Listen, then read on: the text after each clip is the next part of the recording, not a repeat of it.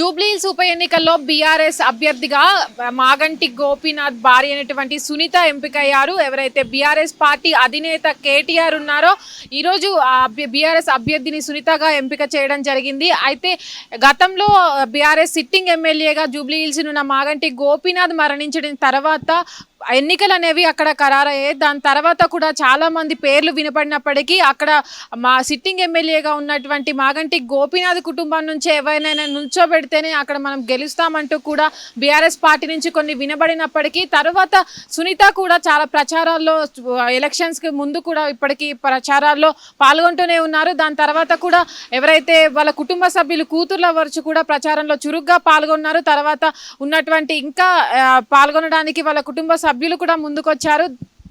అదేవిధంగా మిగతా పార్టీలు కూడా ఏదైతే పాల్గొంటున్నారో ఎన్నికల్లో అభ్యర్థులను ఖరారు చేయాలని అటు కాంగ్రెస్ పార్టీ అవ్వచ్చు, బీజేపీ పార్టీ అవ్వచ్చు, ఇంకా అభ్యర్థులను ఖరారు చేయాల్సి ఉంది. ఇక ఎన్నికల సమయం కూడా ఎన్నికల డేట్స్ ఏవైతే ఉంటాయో వాటిని ప్రకటించాల్సి ఉంది.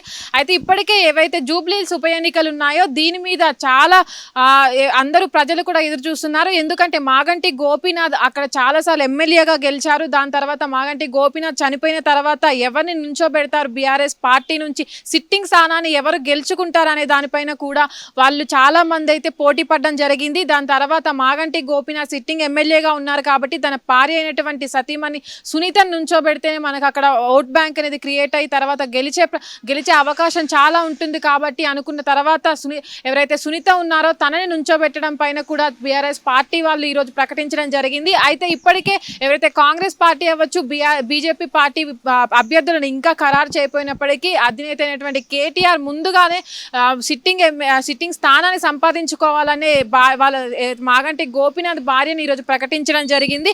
అయితే ఇప్పటి వరకు కూడా సునీత ఎవరైతే భార్య వాళ్ళ సునీత ఉన్నారో ఇప్పటి వరకు ఎప్పుడు కూడా పాలిటిక్స్ పరంగా కానీ బయటకు రాకపోయినప్పటికీ కూడా ఏదైతే సిట్టింగ్ స్థానాన్ని వాళ్ళు దక్కించుకోవాలని కూడా మాగంటి గోపీనాథ్ చనిపోయిన తర్వాత ఎన్నికలు చెయ్యాలి అనే నేపథ్యంలోనే తను బయటకు వచ్చి కూడా తన కుటుంబం అంతా కూడా అక్కడ ఉన్నటువంటి ప్రజల్ని కలవడం, చురుగ్గా ప్రచారాల్లో పాల్గొనడం జరిగింది. దాని సోషల్ మీడియాలో కూడా వీళ్ళు చురుగ్గా ఉన్నారు.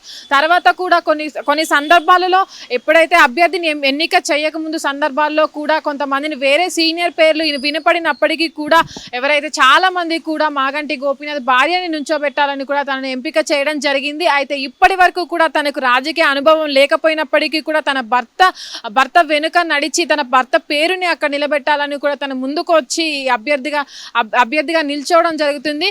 అయితే ఇప్పటి వరకు జూబ్లీహిల్స్ ఉప ఎన్నికలు ఏవైతే ఉన్నాయో అవి రాష్ట్రం నుంచి ఏదైతే తెలంగాణ రాష్ట్రంలో కావచ్చు, అటు నగరంలో హైదరాబాద్ నగరంలో కావచ్చు, అందరూ కూడా దీనికోసం ఎదురు చూస్తున్నారు. ఎందుకంటే సీనియర్ నేత అయినటువంటి బీఆర్ఎస్ పార్టీ ఏర్పడినప్పటి నుంచి కావచ్చు, సీనియర్ నేతగా బీఆర్ఎస్ పార్టీలో చురుగ్గా ఉన్నటువంటి మాగంటి గోపీనాథ్ మరణ వార్త అందరినీ కలిసివేసింది. ఆ తర్వాత అక్కడ ఎవరు ఎమ్మెల్యేగా నిలుస్తారు, ఎందుకంటే అక్కడ ఉన్న ప్రజలకు కూడా మాగంటి గోపీనాథ్ చాలా దగ్గరగా ఉంటారు. అక్కడ ఉన్నటువంటి సమస్యలను కూడా తను ఎప్పుడూ కూడా దగ్గరుండి పర్యవేక్షిస్తూ వాళ్ళకు తోడుగా ఉంటారు. దాని తర్వాత అక్కడ పార్టీ ఎవరు నుంచుంటారనేది కూడా ప్రజలందరూ వేచి చూశారు. అక్కడ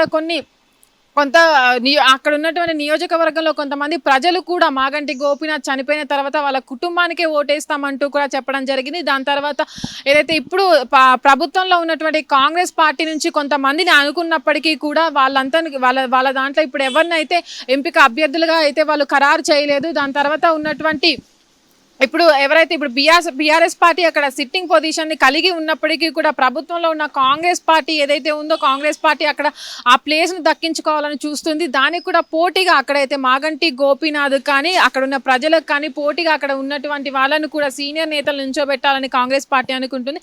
బీజేపీ పార్టీ నుంచి కొంతమంది అనుకున్నప్పటికీ కూడా ఇంకా వాళ్ళు బీజేపీ పార్టీ కూడా ఇప్పటికి కూడా అభ్యర్థిని అయితే ఖరారు చేయలేదు. మొదటిసారిగా జూబ్లీహిల్స్ ఎన్నికలలో అభ్యర్థిగా ఖరారైన సునీత ఎవరైతే ఉన్నారో వాళ్ళంతా కూడా ఇప్పటికే ప్రచారంలో పాల్గొంటున్నారు, చురుగ్గా ఉంటున్నారు. అటు మాగంటి గోపీనాథ్ ఉన్నప్పుడు ఎలాగైతే ప్రజల దగ్గరికి వెళ్ళారో వాళ్ళ బాగోగులు తెలుసుకున్నారో వీళ్ళు కూడా అలాగే ప్రజల దగ్గరికి వెళ్ళి వాళ్ళను పలకరిస్తూ కూడా వాళ్ళు ప్రచారాన్ని కొనసాగిస్తూ ఉన్నారు. ఇంకా చూడాలి మిగతా రెండు పార్టీలు ఎప్పుడు వాళ్ళ అభ్యర్థిని ఖరారు చేస్తారు అనేది అయితే వేచి చూడాలి.